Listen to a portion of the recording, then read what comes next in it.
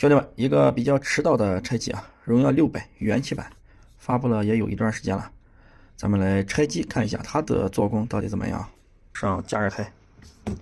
之前开箱的时候还说它是一体的冷雕玻璃啊，这个后盖不是啊，它是一个塑料的啊。我拆的时候一下刀片，立马就感觉到了，它是一个塑料的后盖，它是一个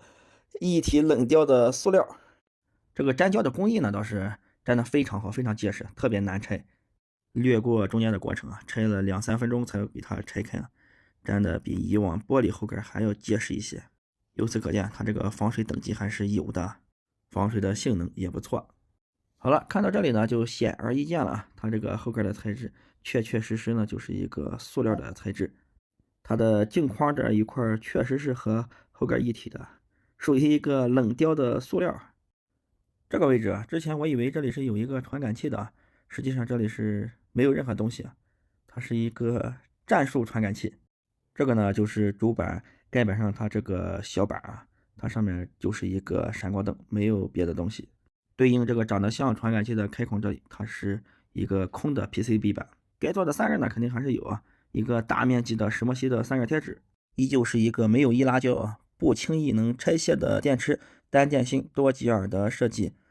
额定容量6800毫安时，典型容量7000毫安时，依旧是由飞毛腿组装生产。后面呢，它是一个双摄的设计啊，上面这个是它的主摄5000万像素，支持 OIS 光学防抖，下面的呢是它一个1200万像素的超广角镜头啊 ，f2.2 的光圈，不支持光学防抖。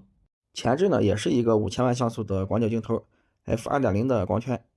这个位置呢是它的环境光和距离传感器，是直接集成在主板上的，没有单独的小板连接。这个位置呢还有一个副麦克风，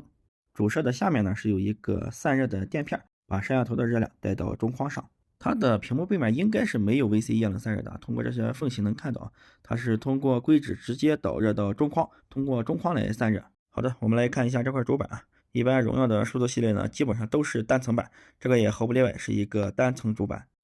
这个位置呢是它的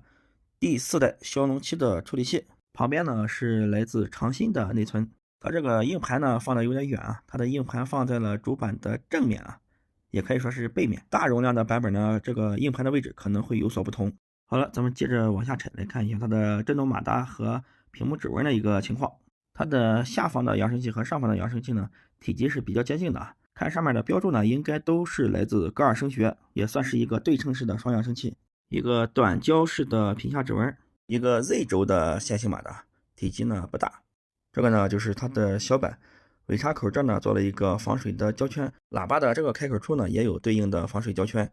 好了，以上就是荣耀600元气版的拆机全部内容，全家服务奉上，我们把它